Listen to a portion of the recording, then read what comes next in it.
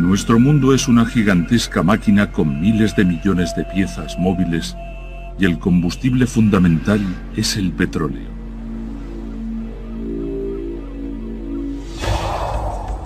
En Estados Unidos, el 98% de los 300 millones de automóviles y camiones funciona con gasolina. Casi el 100% de los vehículos de las granjas utilizan diésel. El 99% de nuestros ferrocarriles también funciona con diésel y todos nuestros aviones vuelan con queroseno.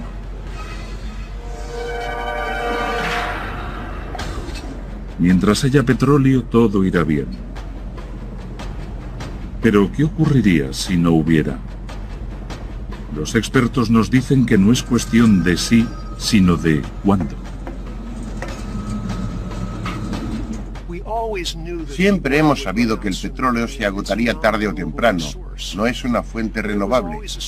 Pero suponíamos que tardaría algunas generaciones a partir de ahora, en vida de nuestros nietos o más tarde, y que a estas alturas ya se nos habría ocurrido algo. Pero estamos a principios del siglo XXI y ya empezamos a ver signos de que hemos llegado al apogeo en la producción de petróleo. ¿Y dónde está el plan B? Dejar de planear es planear la fallida. Y hasta ahora no he visto ningún plan. Un informe emitido en febrero de 2007 por el Departamento de Cuentas del gobierno norteamericano dice que la producción de petróleo en el mundo alcanzará su máximo apogeo en las próximas décadas. Pero a pesar de este pronóstico, el gobierno federal no ha elaborado ningún plan para evitar las espantosas consecuencias. Cuando las fuentes de petróleo del mundo se agoten, podríamos enfrentarnos al racionamiento, al descontento social e incluso a la guerra. La demanda de petróleo sigue aumentando. En China e India cada vez hay más automóviles. Con la creciente demanda y la disminución de suministros habrá una crisis. La peor perspectiva es una recesión mundial. Una recesión que iría en aumento. Y la obligación de buscar una solución llevaría a los gobiernos a una acción militar.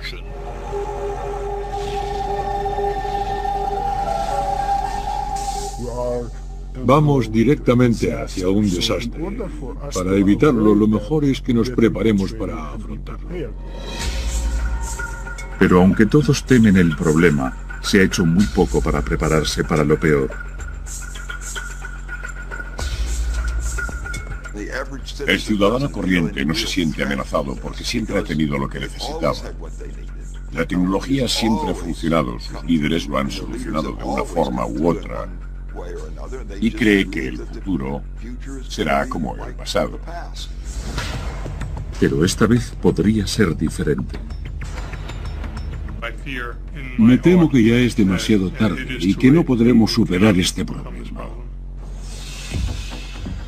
Es un problema de gran magnitud. Se ha iniciado la transición de combustibles fósiles a energías alternativas y renovables. La energía solar y la eólica serían de ayuda, pero actualmente suministran menos del 1% de nuestra energía. Además, producen electricidad, no combustible para el transporte. El petróleo no solo es el combustible principal para la automoción, sino que también nos proporciona el 50% de la energía que necesitamos. Los derivados petroquímicos también son básicos para la mayoría de los productos de uso cotidiano, como plásticos, asfalto, neumáticos, poliéster, así como cosméticos y fármacos. No siempre hemos dependido del petróleo. Durante la primera mitad del siglo XIX, las mayores fuentes de energía eran los animales, el ser humano, el viento, el agua, el carbón y la madera.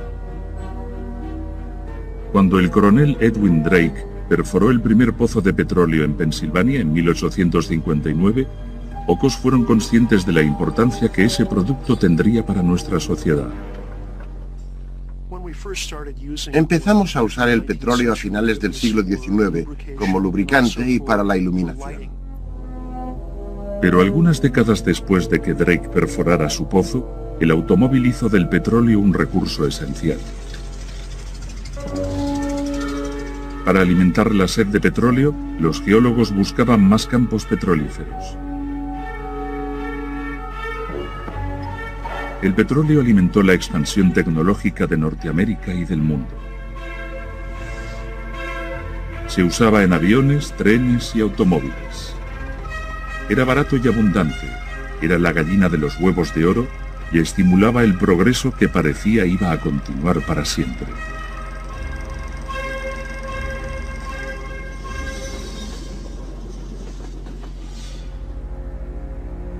Pero en los años 50 hubo una crisis.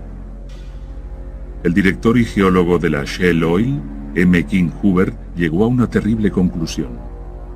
En 1956 hizo una predicción. El dominio de Estados Unidos en el campo del petróleo terminaría en los años 70, cuando ya no pudiéramos extraer más petróleo de los pozos. No fue muy bien aceptada en su tiempo, porque la gente pensaba que el suministro de petróleo aumentaría de forma exponencial para siempre. Y era así, porque durante los años 50 Norteamérica tenía miles de pozos de petróleo productivos, de los que se extraían 10 millones de barriles al día. Y como solo usábamos 7 millones, exportábamos los excedentes. En esa época el mundo consumía diariamente 20 millones de barriles. Y Estados Unidos suministraba la mitad del petróleo.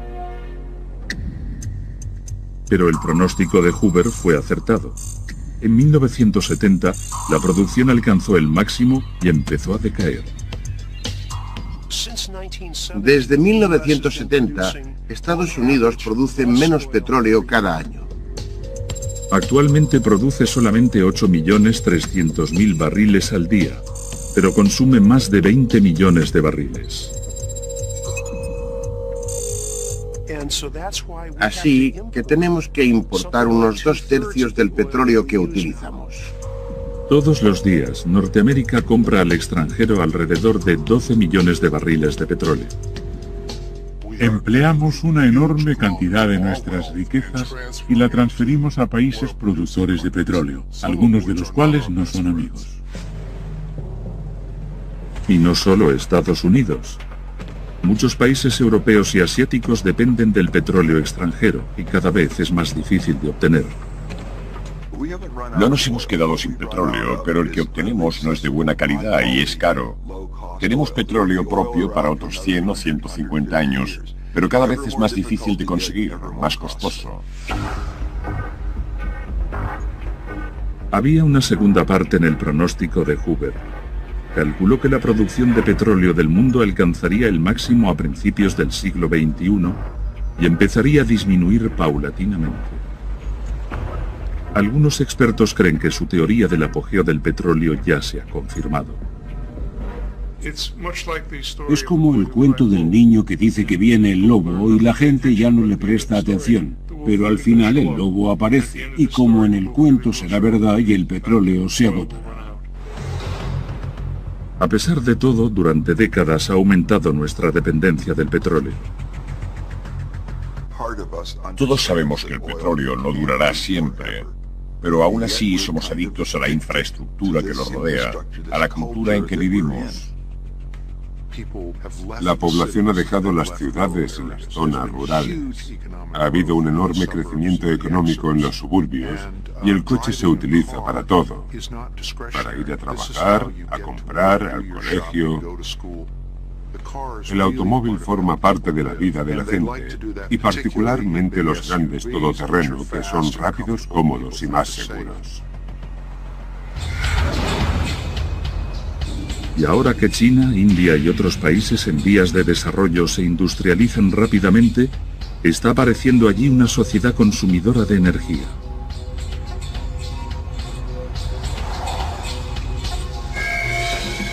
Como inevitablemente la producción de petróleo se repartirá con otros países, habrá menos para todos y con graves consecuencias.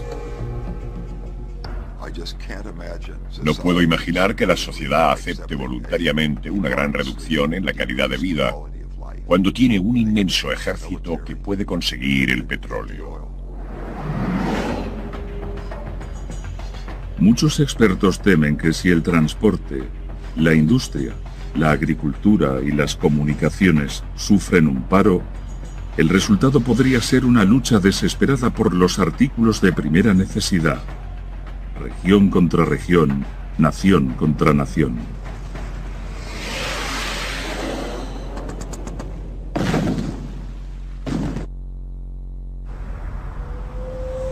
¿Realmente el mundo se está quedando sin petróleo? Ya hemos consumido 1 billón de barriles de petróleo desde 1859. Pero los científicos nos están diciendo que pueden quedar 1, 2 o incluso 3 billones de barriles. ¿Deberíamos preocuparnos? Los 3 billones que quedan no durarán tanto como el billón que ya hemos consumido. Porque nuestro porcentaje de consumo se está acelerando. Estamos agotando esas enormes existencias más deprisa que nunca. El máximo apogeo del petróleo es un tema grave del siglo XXI, pero lo supera el calentamiento del planeta, porque ese es un problema en el que nos estamos centrando ahora, porque lo tenemos aquí, lo padecemos ya. Aunque no sabemos la fecha exacta en que acabará el mundo que conocemos, ese día llegará. Por eso, la búsqueda de petróleo es una cuestión de supervivencia.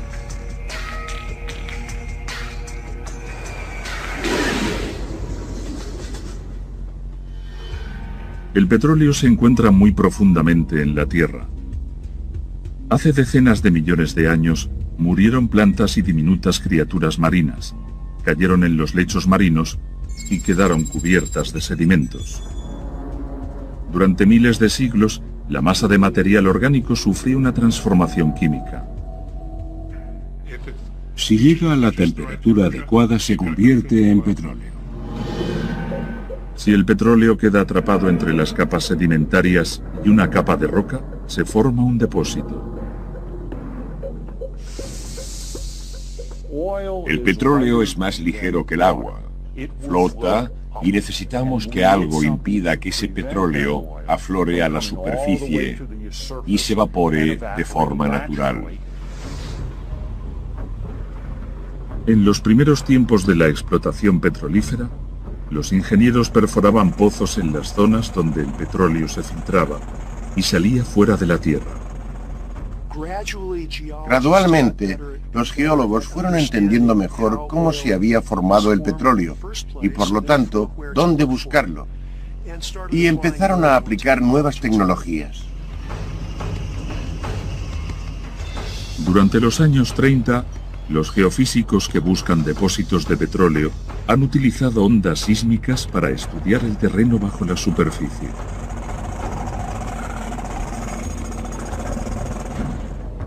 Es similar a la tecnología médica de ultrasonidos. Envían ondas de sonido al interior de la Tierra y miden la forma en que rebota el sonido. Aunque esta tecnología ayuda, la exploración petrolífera sigue siendo una apuesta. Si el pozo es productivo, el petróleo crudo va a la refinería, donde se modifica para hacer gasolina, diésel, combustible para aviación y otros productos. Pero encontrar petróleo y extraerlo del subsuelo es solo la mitad del reto. También hay que llegar al petróleo. El gran problema es si tendremos acceso a los campos petrolíferos. Si las compañías estadounidenses y el mundo desarrollado, nuestros aliados, tendrán acceso a los campos petrolíferos. Arabia Saudita produce diariamente más de 10 millones de barriles de petróleo. Y como solo consume parte de lo que produce, es el líder mundial en la exportación de crudo.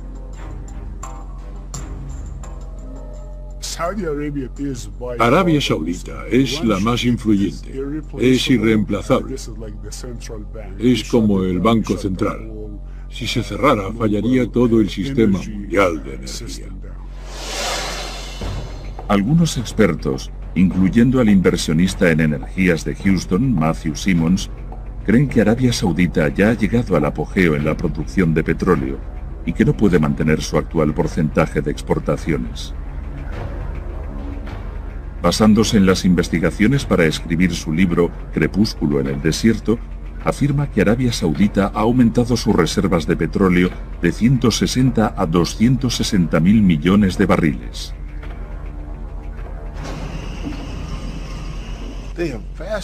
Tienen cantidades inmensas de petróleo. Pero igual que cuando usas la pasta de dientes y tienes medio tubo, empieza a ser más difícil sacar la que queda y desperdicias mucha de la que aún queda porque no vale la pena el esfuerzo. Eso es lo que ocurre con el petróleo de buena calidad. De los pozos convencionales solo se puede extraer un tercio del petróleo que contienen.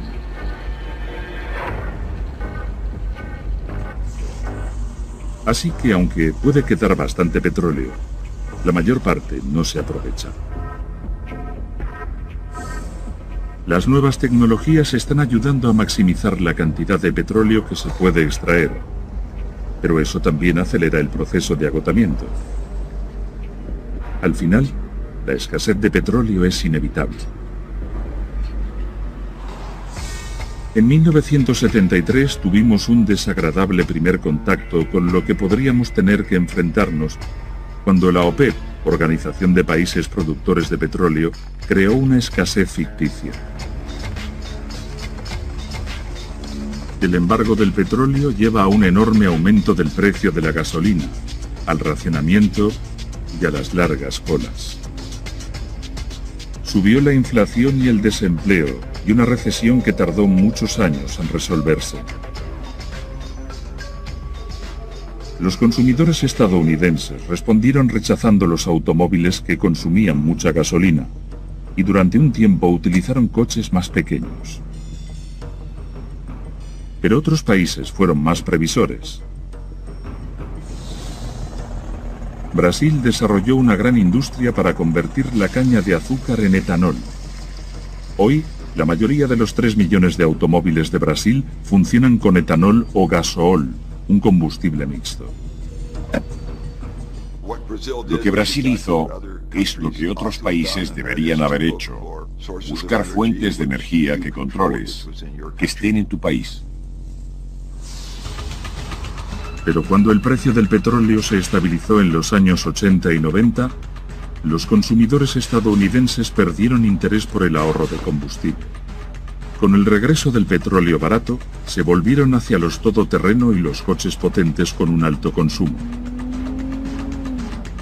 Sin embargo, en los últimos años, el precio del petróleo ha vuelto a subir, y el Próximo Oriente, rico en petróleo, es más inestable que nunca. Los estadounidenses quieren tener energía independientemente, aunque no comprendan qué significa. Quieren reducir su dependencia del Próximo Oriente. Quieren más eficiencia, pero sin sufrir. Muchos expertos se preguntan si es el momento oportuno para ampliar el uso del etanol en Estados Unidos. Desde hace muchos años, para evitar la detonación del combustible, en el país se añade un 10% de etanol a la mayor parte de la gasolina que se consume.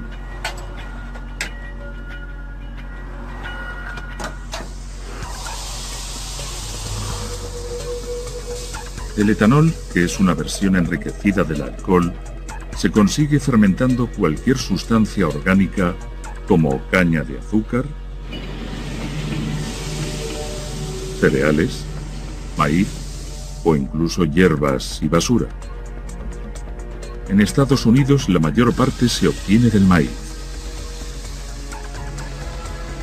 Producir etanol es relativamente fácil, pero tiene algunos inconvenientes.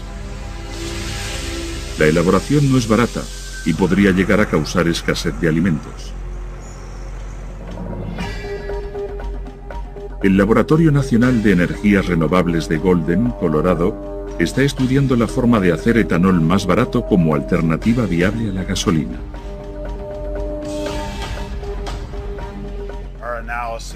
Nuestros análisis demuestran que el precio del litro, que ahora es de 90 céntimos, podría llegar a los 55 céntimos.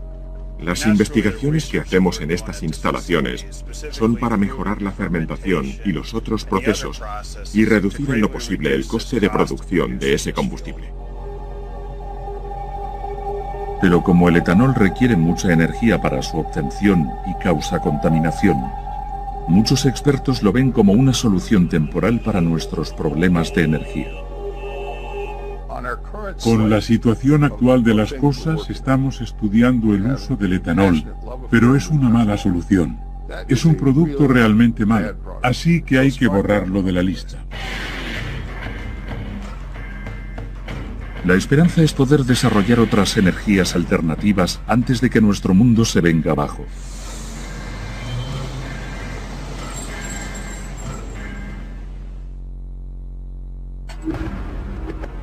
El petróleo no durará para siempre, y los días de los automóviles a gasolina podrían estar contados. Para evitar una catastrófica crisis social, muchos expertos creen que debemos dedicar nuestros esfuerzos a reinventar el automóvil. Tenemos varias opciones, pero la dificultad, el reto que se nos presenta es que hace falta tiempo para hacer la transición. Una posible solución, la tecnología de baterías de combustible de hidrógeno, está ahí desde hace décadas. Se ha utilizado para suministrar energía a nuestras naves espaciales, incluyendo el transbordador espacial. Parece ser una alternativa ideal, una energía poderosa, renovable y limpia, sin emisiones de gases perniciosos. Muchas empresas automovilísticas están investigando las baterías de hidrógeno y dicen que tendremos coches comerciales movidos por hidrógeno en las próximas décadas. En el Laboratorio de Energías Renovables de Colorado, los científicos están ayudando a desarrollar esta nueva tecnología. Este modelo demuestra cómo funciona. Se alimenta con la luz del sol y produce electricidad por medio de una célula solar fotovoltaica, y con esa electricidad de un electrolizador se descompone el agua, H2O, en hidrógeno y oxígeno. Separa el hidrógeno y el oxígeno y alimenta una batería, que a su vez produce electricidad, agua y calor, y suministra energía al automóvil. Muy simple, muy limpio. Solo hay algunas dificultades. En primer lugar, el precio. Los prototipos de automóviles con baterías de hidrógeno cuestan actualmente €1 millón. Y hay otros problemas. A diferencia del petróleo y el etanol, el hidrógeno en sí no es una fuente de energía. Se necesita energía para crearlo. Hay que hacer el hidrógeno a partir de otra cosa. Actualmente el hidrógeno se hace usando gas natural. Es posible hacerlo a partir de agua, pero requiere mucha electricidad. Si las baterías de combustible tardaran años en ser viables, ¿cuál es la solución a corto plazo? Un creciente número de expertos en energía cree que la tecnología híbrida puede ser la solución. Honda presentó en 1999 al mercado norteamericano el primer automóvil de ese tipo fabricado en serie, el Insight. Estos automóviles son sorprendentemente eficientes. Usan un motor eléctrico y un motor de gasolina que se coordinan para hacer funcionar el vehículo. Los híbridos usan mucha menos gasolina que los automóviles convencionales, porque los motores eléctricos son bastante más eficientes que los mejores motores de combustión interna. Los híbridos se están haciendo muy populares. Las ventas de híbridos suben, pero se tardará unos 14 años en cambiar la flota de automóviles. Ahora estamos empezando, pero todavía hay muchos todoterreno y gente que quiere seguir conduciéndolos. No obstante, con la subida de los precios de la gasolina, bajan las ventas de vehículos todoterreno y la tecnología híbrida continúa desarrollándose. La próxima fase es un híbrido recargable. Si se carga por la noche, por la mañana puede recorrer 60 kilómetros utilizando solamente el motor eléctrico del vehículo sin necesidad de gasolina. La característica especial de un híbrido recargable es que tienes más capacidad de batería y puedes recorrer 15, 30, 50 o 60 kilómetros dependiendo del tamaño y la capacidad de la batería. Ahora se trata de desarrollar baterías que almacenen más energía y duren más. Mientras se están volviendo los automóviles totalmente eléctricos que la General Motors construyó hace 10 años. El fabricante de automóviles de Detroit promete lanzar dentro de algunos años un nuevo modelo eléctrico, el Volt. Aunque puede parecer una buena noticia, si se considera detenidamente, es evidente que cualquier tipo de auto eléctrico presenta una nueva serie de inconvenientes.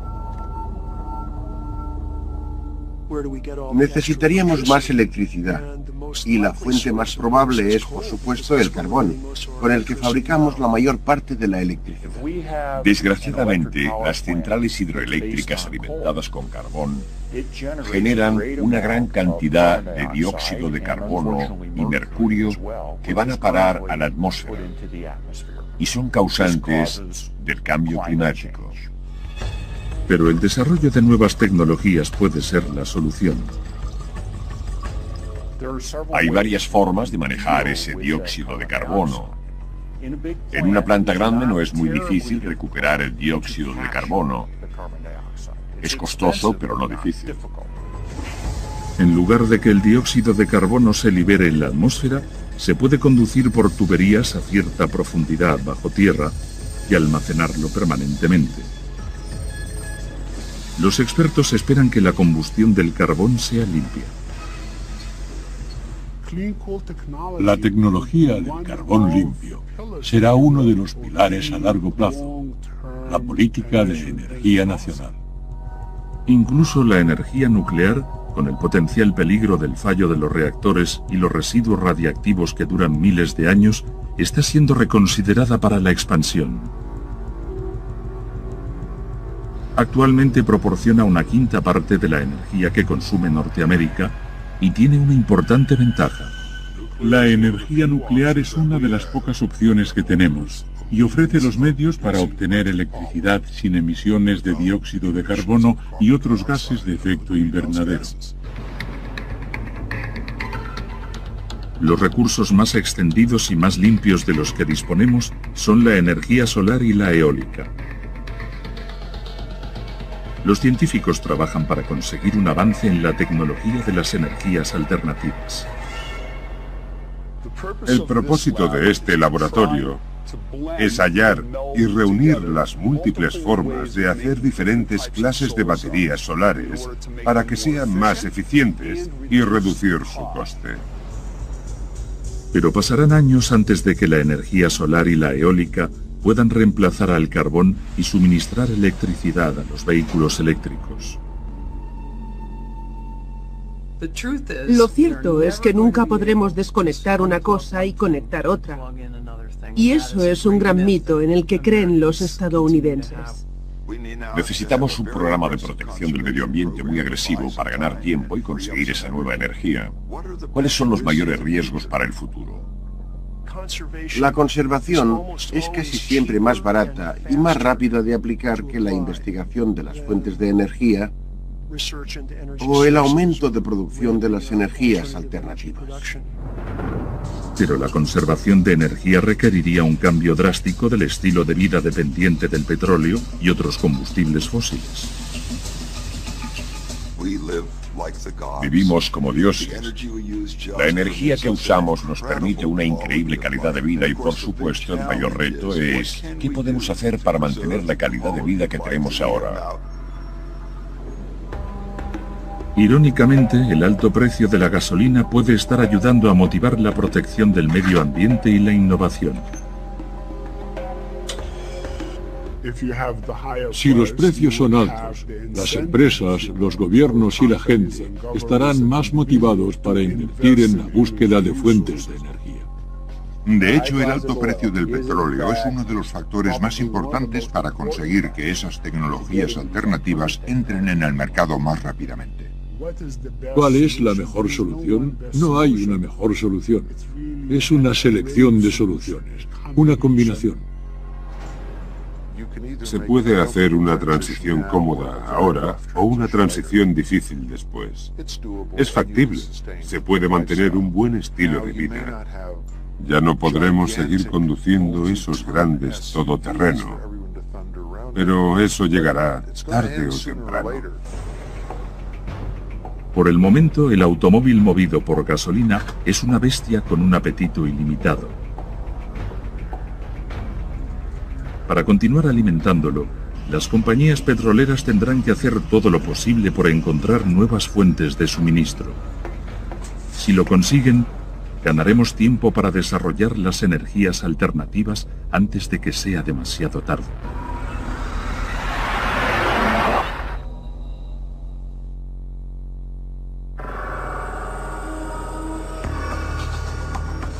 La pura realidad a la que nos enfrentamos es que no podemos seguir contando con el petróleo tan barato y fácil que teníamos en el pasado. Cada día que hablamos del máximo apogeo del petróleo nos acercamos más al abismo. Si esperamos hasta que estemos totalmente seguros de que el petróleo ha alcanzado el máximo, perderemos el tren. Vamos contra reloj. Por eso los geólogos e ingenieros están haciendo todo lo posible por extraer hasta la última gota. Las tecnologías han avanzado mucho en las últimas décadas. Y por supuesto, eso nos permite entrar en campos que antes eran inimaginables. Pero el desafío es enorme. Estamos haciendo descubrimientos a grandes profundidades. Estamos hablando de 12.000 metros. Ahora se perfora a 3.000 metros o incluso más que antes. Estamos llegando a un tipo de tolerancias y a las inversiones típicas del programa espacial. Son cosas muy sofisticadas. A 500 kilómetros de las costas de Luisiana, cerca del Golfo de México, un equipo de ingenieros y geólogos trabaja en el proyecto petrolífero con la técnica más audaz jamás vista.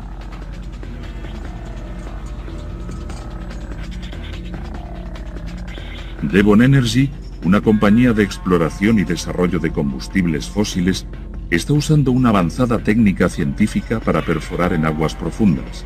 El objetivo es extraer el petróleo que está a 8.000 metros bajo el lecho oceánico. Encontrar y explotar las reservas es fundamental para Estados Unidos. Queremos ser cada vez menos dependientes del petróleo y el gas extranjero. Todavía tenemos muchas aguas profundas y horizontes inexplorados dentro de las fronteras de Estados Unidos, y las aguas profundas del Golfo de México son una de las más interesantes. La exploración de cada pozo cuesta 100 millones de euros. El proceso es enormemente difícil, costoso y peligroso, y los riesgos nunca han sido tan altos.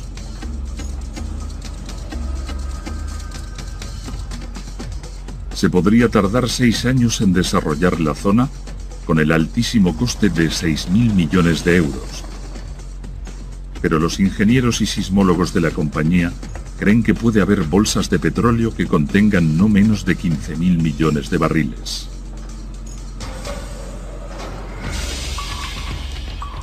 Otras zonas de gran interés son las arenas petrolíferas, también conocidas como arenas de alquitrán, una mezcla de arena o aguas lodosas y petróleo crudo muy pesado.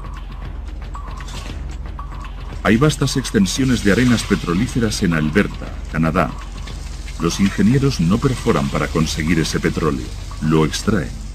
Es un proyecto de megaminería a cielo abierto. Las arenas se procesan, se extrae el petróleo de ellas y se vuelven a depositar en el mismo lugar. Debido en parte a la extracción de arenas petrolíferas, Canadá ha aumentado la producción en los últimos años. Se ha convertido en el primer proveedor del petróleo que importa a Estados Unidos por delante de Arabia Saudita. Pero esta fuente de petróleo también tiene sus desventajas. No es fácil, es sucio, costoso y perjudicial para el medio ambiente. Tampoco es una ganga. Otro proveedor muy importante, Venezuela, tiene enormes depósitos de aceite pesado. Exporta cerca de 2.200.000 barriles diariamente, aunque está considerado inferior al petróleo de Oriente Próximo.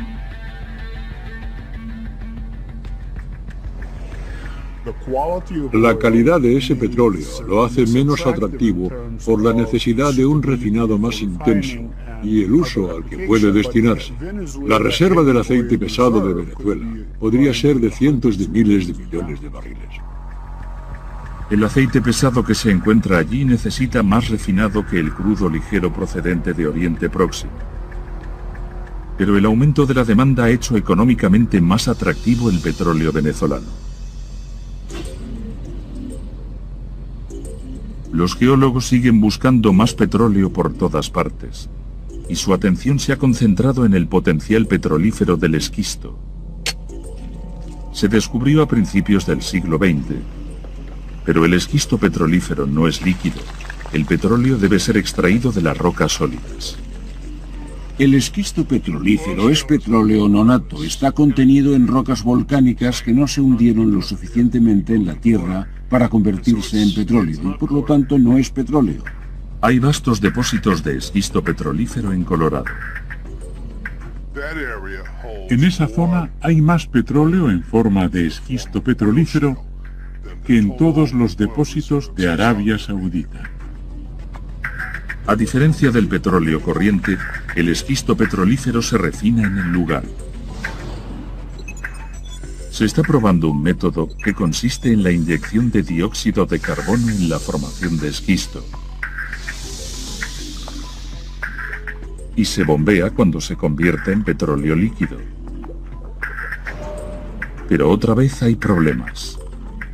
Es muy perjudicial para el medio ambiente, tiene un alto coste y se necesita más energía para extraerlo que la energía que produce. Está por ver si el esquisto petrolífero llega a ser una fuente importante. Otra posible fuente de petróleo es el carbón. Durante la Segunda Guerra Mundial, los nazis, desesperados por obtener combustible para su maquinaria de guerra, desarrollaron esta tecnología. Los alemanes hicieron volar su fuerza aérea durante la Segunda Guerra Mundial con combustible obtenido del carbón. Y esa tecnología no es ningún misterio. Tenemos grandes suministros de carbón. Somos la Arabia Saudita del carbón de todo el mundo. Tenemos enormes reservas y la tecnología necesaria para convertir ese carbón en diésel y gasolina de buena calidad. Pero convertir el carbón en petróleo es otra solución a corto plazo, porque es caro, contamina y no nos libera de la dependencia de los combustibles fósiles. No es posible cambiar a una de esas fuentes de energía por lo elevado de los costes y sus consecuencias desconocidas. Pero los tiempos difíciles podrían requerir drásticas soluciones. Ya es demasiado tarde para tomárnoslo con calma. En otras palabras, no podemos esperar hacer la transición de la sociedad actual a una sociedad sostenible sin ningún coste y sin sufrir algunas penalidades. Pero si ignoramos la realidad, los expertos temen que el precio de nuestra pasividad nos conduzca a una guerra por el petróleo.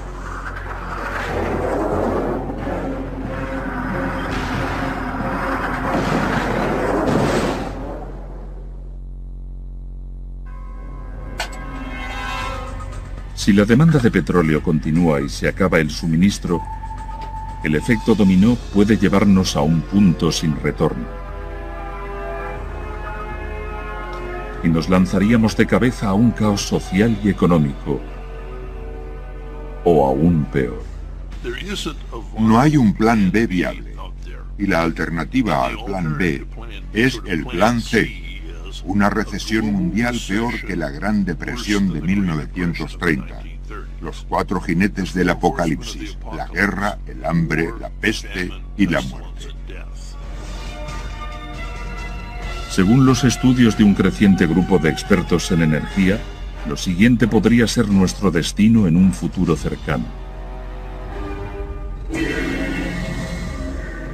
En el año 2012, una clase media de propietarios de automóvil ávidos de energía ha seguido prosperando en China, India y otros países en vías de desarrollo. La demanda de petróleo en el mundo ha pasado de 84 millones de barriles diarios a 100 millones. Los productores y las refinerías no pueden aguantar el ritmo. Eso tiene una repercusión.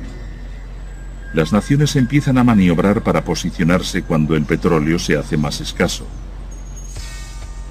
Con la escasez de petróleo, un desastre natural o creado por el hombre podría provocar lo inimaginable.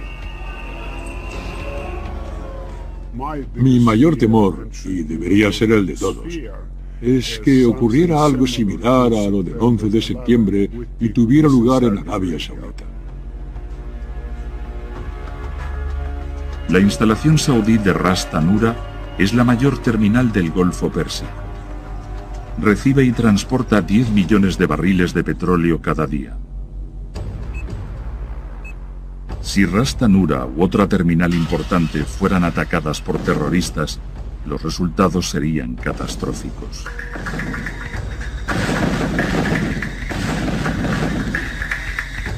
Incluso bajo condiciones normales, este tipo de instalaciones son muy peligrosas.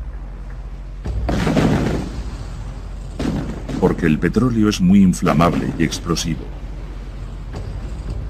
Así que si una instalación fuera atacada, se producirían una serie de desastres que causarían una crisis inmediata. Si esto ocurriera, no se podrían procesar y transportar esos millones de barriles diarios y la economía mundial entraría rápidamente en recesión. Lo que más me preocupa a largo plazo es una total interrupción del suministro y un fallo total en el sistema de la seguridad de la energía. En Estados Unidos tuvimos un adelanto en el verano de 1979 cuando instalamos el segundo sistema de conducciones de combustible. Hubo tiroteos, hubo puñetazos y se destrozaron muchos coches. Cuando la crisis empeora, el precio del petróleo alcanza los $150 el barril. El litro se paga a 2 euros en las gasolineras. El propietario de un todoterreno pagará 200 euros por llenar el depósito. Las decenas de millones de habitantes de los suburbios sin medio de transporte no pueden ir a trabajar. Con la subida del precio del petróleo, las granjas no pueden cultivar productos baratos. Los gastos de transporte, dependientes del precio del combustible, se disparan. Eso aumentaría el precio de los alimentos. Y si tenemos la combinación de una rápida subida del coste de la energía y de la comida, la recesión económica generalizada es segura. Ese primer invierno hay escasez y subidas de los precios del petróleo para calefacción y uso doméstico. Para resistir, muchos vuelven a usar leña como combustible. Los cielos se vuelven grises y las personas que no consigan combustible no sobrevivirán.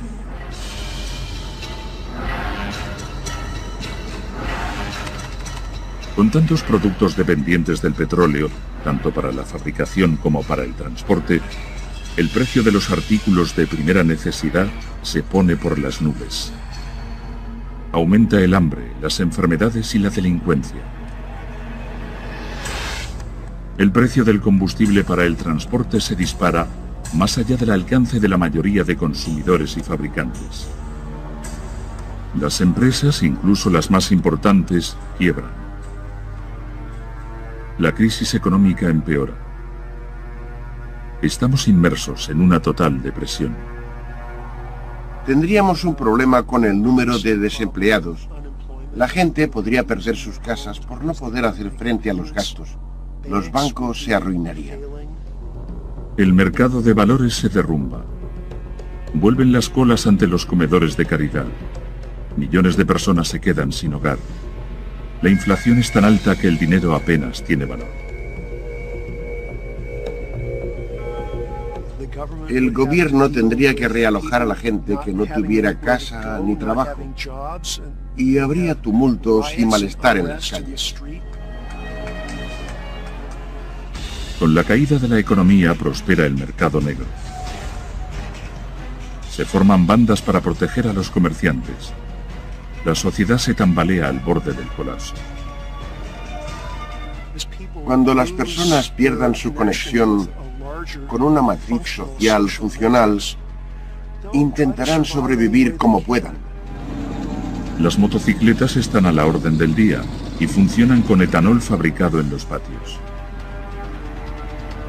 Es el mundo de Mad Max, en el que la gente elabora sus propias estrategias para sobrevivir.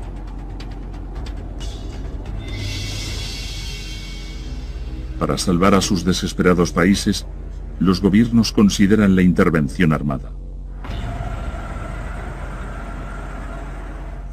Estados Unidos y China han anunciado que no aceptarán que el mundo les niegue el suministro de petróleo, porque el petróleo es vital para sus economías.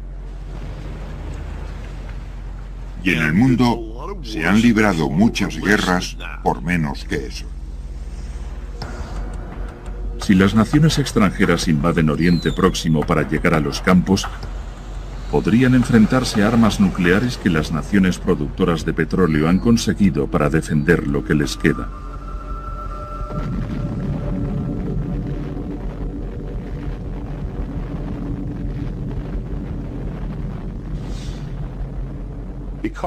Como ese es el aspecto más importante de la economía, será algo por lo que lucharemos. Será una solución rápida. La sociedad desaparecerá. ¿Es inevitable esta perspectiva de pesadilla? Algunos expertos creen que todavía estamos a tiempo de hacer algo para impedir la inminente crisis del petróleo. Tenemos un pequeño espacio de tal vez 5 o 7 años para evitar la caída de la sociedad y elaborar un gran plan B que se ocupe de la coordinación mundial. Yo creo firmemente que cada individuo puede hacer cambiar las cosas y que la protección del medio ambiente es por lo menos la mitad de la ecuación en el futuro.